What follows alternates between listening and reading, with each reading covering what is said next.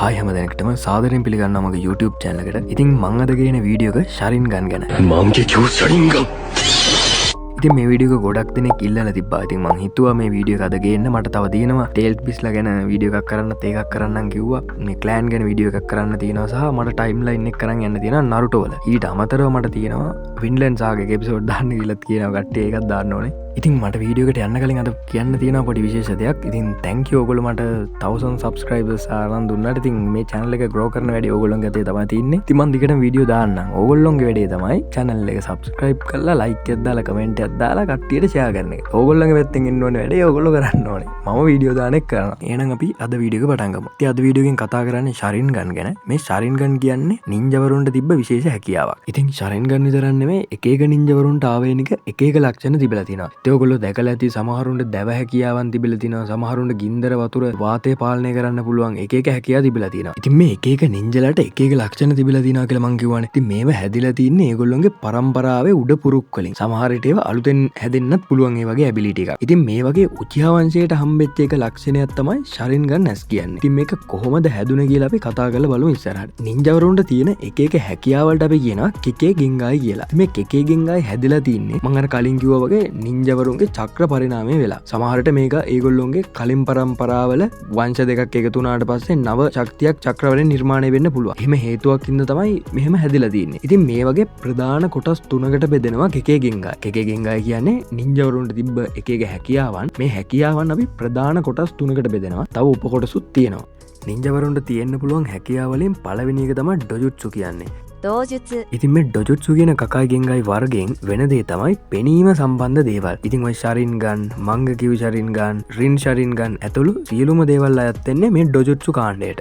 ඉතින් කෙකයි ගෙන්කායි වල ඊළඟ කොටස් තමයි ෆිසිකල් කෙකයි ගෙන්කායි. ඒ කියන්නේ තමන්ගේ ශරීරයේ බාහිර පෙනුම මොකක් හරි සහ අභ්‍යන්තර දෙයක් වෙනස් කරගෙන කරන මොන හරි කෙකයි ගෙන්කායි එකක්. එහෙමත් නැත්නම් නින්ජවරුන්ගේ හැකියාවක් තියෙනවා නම් ඒ වර්ගයට අපි කියනවා ෆිසිකල් කෙකයි ගෙන්කායි කියලා. ඉතින් තුන්වෙනියට තියෙන ප්‍රධාන කෙකයි ගෙන්කායි වර්ගය තමයි එලිමෙන්ටල් කෙකයි ගෙන්කායි. ඉතින් මේකේ තේරුම තමයි අපි මේකෙන් කරන්නේ පරිසරයේ බාහිර බලපෑම් වෙනස් කිරීමේ හැකියාව. හරියට ඔයගොල්ලෝ දැකලා ඇති wood release, lave release, ice release ඒ වගේ දේවල්. ඉතින් සුළඟ, ජලය, වාතය, පෘථිවි ඒ වගේ දේවල් වෙනස් කරමින් කරන්න පුළුවන් ජුට්සු හැකියාවන්ට අපි කියනවා මේ කෙකයි ගෙන්කායි වර්ගය කියලා. ඉතින් ඕගොල්ලෝ දැන් දන්නවා කෙකේ ගෙන්කායි වර්ග 3ක් මේ නින්ජා ලෝකේ තියෙනවා කියලා. ඉතින් ඕගොල්ලෝ මගෙන් අහලා තිබ්බේ ශරින්ගන් ගැනනේ. ශරින්ගන් ගැන කතා කරන්න ඕන නම් අපි කතා කරන්න ඕනේ කෙකේ ගෙන්කායි වර්ගය. දැන් ඔයගොල්ලන්ට තේරෙනවා ඇති ඩොජුට්සු කාණ්ඩය ගැන. දැන් අපි ඩොජුට්සු කාණ්ඩය ගැන විතරක් කතා කරමු. මොකද අපිට ශරින්ගන් ගැන තමයි මේ වීඩියෝ එකෙන් කතා කරන්න ඕනේ. ඒ හින්දා පෙනීම සම්බන්ධ විශේෂ හැකියාව. එහෙමත් නැත්නම් ඩොජුට්සුත් ප්‍රධාන කොටස් තුනකට බෙදෙනවා. බයකුගන්,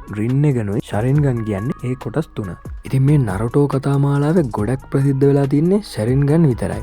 බයකුගන් එහෙම වැඩි කතා වෙන්නේ නැහැ කට්ටිය. ඉතින් ඒකත් සුපිරි හැක්. ඉතින් ඒ ගැනත් අපි කතා කරමු. ඉතින් අපි දැන් මේ වීඩියෝ එකේ කතා කරන්නේ ශරින්ගන් ගැනනේ. ඉතින් අපි ඊළඟට කතා කරමු කොහොමද මේ ශරින්ගන් නැවිලා තියෙන්නේ. කාගාවද මේ ශරින්ගන් තියෙන්නේ. ඔයගොල්ලෝ හැමෝම මේක නම් දන්නවා. ශරින්ගන් දැන් පරම්පරාවට අනුව තියෙන්නේ නම් උචිහා ක්ලෑන් එකේ විතරයි ශරින්ගන් නැස් තියෙන්නේ. ඉතින් මේ ශරින්ගන් ආරම්භය පටන් ගන්නෙත් කගුයගෙන්. ඉතින් කගුය පෘථිවියට ඇවිල්ලා අර චක්‍ර ගහේ චක්‍ර ෆෘට් එක ආහාරයට ගත්තට පස්සේ එයාගේ නළලේ තුන්වෙනි හැක් විදියට අවදි වෙනවා රින් ශරින්ගන්. ඉතින් දැනට මේ රින් ශරින්ගන් අවදි කරලා තියෙන 3 දෙනෙක් ගැන විතරයි සඳහන් වෙන්නේ. එක්කෙනෙක් තමයි කගුයා, දෙවෙනි එක්කෙනා තමයි මදාර උචිහා, තුන්වෙනි එක්කෙනා තමයි ටෙන්ටේල් බිස්. ඉතින් මේ රින් ශරින්ගන් තියෙන කෙනෙක් හඳට ළඟා වෙලා හඳෙන් පරාවර්තනය වෙලා එයාට පුළුවන් අනන්ත සිහින ලබා දෙන්න. එහෙමත් නැත්නම් ඉන්ෆිනිට් සුයකෝමි කියලා කියනවා. ඉතින් මේ සිහින වලින් වෙන්නේ මිනිස් සත්තු හැමදෙනෙක්ම වහල් භාවයට පත් කරන වැඩක්. ඉතින් මේ වහල් භාවයට පත් කරලා සිහිනයක හිර කරලා ඒගොල්ලොන්ගේ සියලුම චක්‍ර ඇදලා ගන්නවා අර දේව වෘක්ෂ ගහෙන්. ඉතින් තවදුරටත් මේ රින් ශරින්ගන් තියෙන කෙනෙක්ට පුළුවන් මාන හරහා ගමන් කරන්න. ඉතින් තවදුරටත් මේ රින් ශරින්ගන් වලින් පුළුවන් මායාවන් හරහා දකින්න, පුද්ගලයන් සිහිනවල කොටු කරන්න සහ මේ රින් ශරින්ගන් වලට අභියෝග කරන්න පුළුවන් බලයක් හදන්න පුළුවන් වෙන්නේ රින්නෙගන් සහ ටෙන්ටේල් බිස්ට්ගේ ශක්තිය එකතු වුණොත් විතරයි.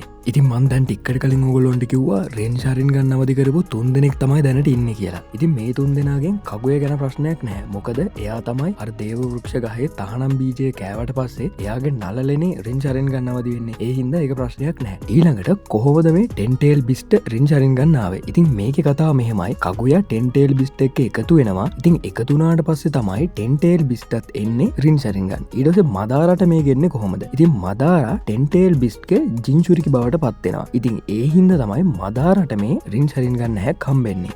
ඉතින් ඊළඟට අපි කතා කරමු කොහොමද මේ ශරින් ගන්න වල පරිණාමය වෙලා තියෙන්නේ කියලා. ඉතින් මම ගොවන ඉස්සෙල්ලාම මේ ඔත්සුකිවරුන්ට තිබිලා තියෙන්නේ බියකුගන්. ඉපදෙද්දි මේගොල්ලොන්ට බියකුගන් තිබෙනවා. ඉතින් කකුය ඔත්සුකි බියකුගන් වලින් එයා අවදි කරගන්නවා අර චක්‍ර ෆුට් එක කාලා මම ඔයගොල්ලන්ට කිව්වා රින් ශරින් ගන්න අවදි කරගන්නවා කියලා. ඉතින් එයාගේ පුතාලා දෙන්නෙක් ඉන්නවා හගුරුමෝ ඔත්සුකි හමුරෝ ඔත්සුකි කියලා. ඉතින් හගුරුමෝ ඔත්සුකිට හමුරෝ ඔත්සුකිත් එක සටනක් යද්දි එයාට අවදි වෙනවා ශරින් ගන්න හැක් පළවෙනි වතාවට. ඒ කියන්නේ එයාගේ බියකුගන් ඇස් ශරින් ගන්න ඇස් බවට පත්වෙනවා.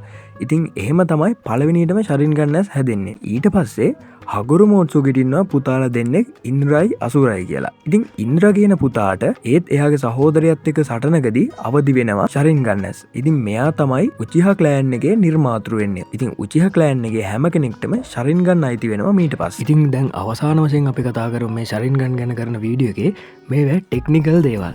ඉතින් මේ ශරින්ගන් අවදි වෙන්න මෙහෙම. ඒ කියන්නේ ඩොජුත්සු පිළිබඳ කෙකේගෙන්කායි තියෙන කෙනෙක්ට ඒ ඇබිලිටි එක තියෙන කෙනෙක්ට තමන් ආදරය කරන කෙනෙක් හෝ වැඩියෙන්ම ළඟින් ඇසුරු කරන කෙනෙක් ගැන බලවත් චිත්තවේගයක් ඇති වුණාම තමයි මේ ශරින්ගන් හැක් අවදි වෙන්නේ. ඉතින් මේක ඕගොල්ලෝ ඇනිමේගේ ගොඩක් දැකලා ඇති, මංගාගෙත් මේ සිදුවීම් දැකලා ඇති. කවුරු හරි ෂොක් වෙන දෙයක් වුණාම තමයි බොහෝ විට මේ ශරින්ගන් අවදි වෙලා තින්නේ. පළවෙනියටම සාමාන්‍ය විදිහට ශරින්ගන් අවදි කරන කෙනෙක්ට තියෙන මේ ටොමෝයි එකයි.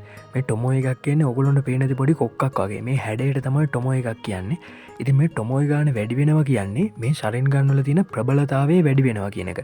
ඉතින් මේ ප්‍රබලතාවය ටිකෙන් ටික තමන් විසින්ම වැඩි කරගන්න පුළුවන් දෙයක්. ඉතින් සාමාන්‍ය අවදි කරන එක්කෙනෙක්ට පළමුවෙන්ම තියෙන්නේ මේ ටොමෝ එකයි. ඉතින් අපි දැන් කතා කරමු මේකේ ප්‍රබලත්වය කොහොමද වැඩි වෙන්නේ. මම ගොන්නේ මේ ටොමෝ ගාන වැඩි වෙද්දි ප්‍රබලත්වයත් වැඩි වෙනවා කියලා. ඉතින් මේ අපි ඉස්සෙල්ලාම කතා කරමු එක ටොමෝ එකක් තිබ්බොත් මොකද්ද මේගොල්ලන්ට කරන්න පුළුවන් කියලා. ඉතින් මේ එක ටොමෝ එකක් තියෙන ශරින් ගන්න එකක් පාවිච්චි කරන පරිශීලකයට පුළුවන් තමන්ගේ විරුද්ධවාදීන්ගේ චලනයන් ප්‍රෙඩික්ට් කරන්න. එහෙමත් නැත්නම් ඉස්සරහට වෙන චලිතයන් මොනවාද කියලා මේගොල්ලන්ට කලින්ම කියව ගන්න පුළුවන්. හැබැයි ප්‍රතිවාදියා වේගවත් ප්‍රතිවාදියෙක් නම් මේ චලනයන් කියව ගන්න ඒගොල්ලන්ට ටිකක් අමාරුයි. මොකද මේකේ එච්චර දියුණුව හැක් නෙවෙයි. මොකද මේකේ ශරින් ගන්නවල මූලික අවධිය හින්දා. ඉතින් අනිත් ශරින් ගන්නවලට කරන්න පුළුවන් ඉසනාගි සුනාමි මේවත් මේ ශරින් ගන්නයෙන් කරන්න පුළුවන්. ඉතින් ශරින් ගන්නවල මීළඟ අවධිය තමයි ටොමෝ දෙකක් තියෙන ශරින් ගන්න.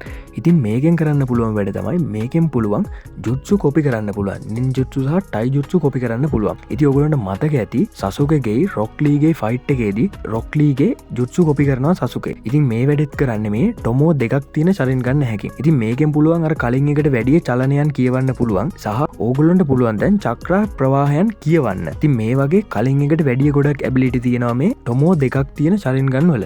ඉතින් මීළඟට ටොමෝ 3ක් තියෙන ශරින් ගන්. ඉතින් මේ අවස්ථාවේදී ශරින් ගන් දරන පුද්ගලයාගේ සම්පූර්ණයෙන්ම ශරින් ගන් මාස්ටර් වෙලා තින්නේ. දැන් මෙයාට පුළුවන් ගොඩක් ජුට්සු කොපි කරන්න සහ විරුද්ධවාදීන්ගේ පොඩි අංග චලනයක් දැක්කොත් මෙයාට ඉස්සරහට වෙන සියලුම අංග චලනයන් වගේ ප්‍රෙඩික්ට් කරන්න පුළුවන්. ඉතින් මේ ටොමෝ 3 ශරින් ගන් වලට පස්සේ ඊළඟට තියෙන අවස්ථාව තමයි මංගකිව් ශරින් ගන් කියන්නේ. ඉතින් මේ මංගකිව් ශරින් ගන් කාට හරි අවදි කරගන්න ඕනේ නම් තමන් ආදරය කරන කෙනෙක්ගේ නැතිවීමේ වේදනාව, නැතිවීමේ ෂොක් එක දැනෙන්න ඕනේ යාට. එහෙම වුණොත් තමයි මංගකිව් ශරින් ගන් අවදි වෙන්නේ.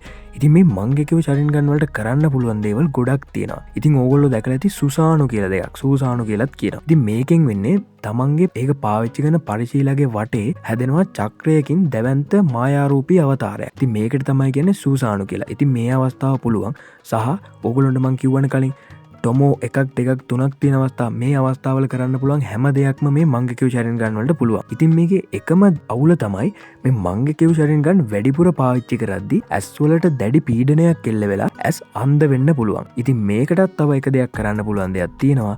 මේ මංගකිව් ශරින් ගන් වල සදාකාලික මංගකිව් ශරින් ගන් කියන එක. ඉතින් මංගකිව් ශරින් ගන් වලට ඊළඟ අවස්ථාව තමයි මේ ඉටර්නල් මංගකිව් ශරින් ගන් කියන්නේ. ඉතින් මේ ශරින් ගන් තියෙන කෙනෙක්ට එන්න පුළුවන් ප්‍රබලම තැන තමයි ඉටර්නල් මංගකිව් ශරින් ගන් කියන්නේ. ඉතින් මේ ශරින් ගන් වල මං අර කිව්වා වගේ ලිමිට් එක නැහැ.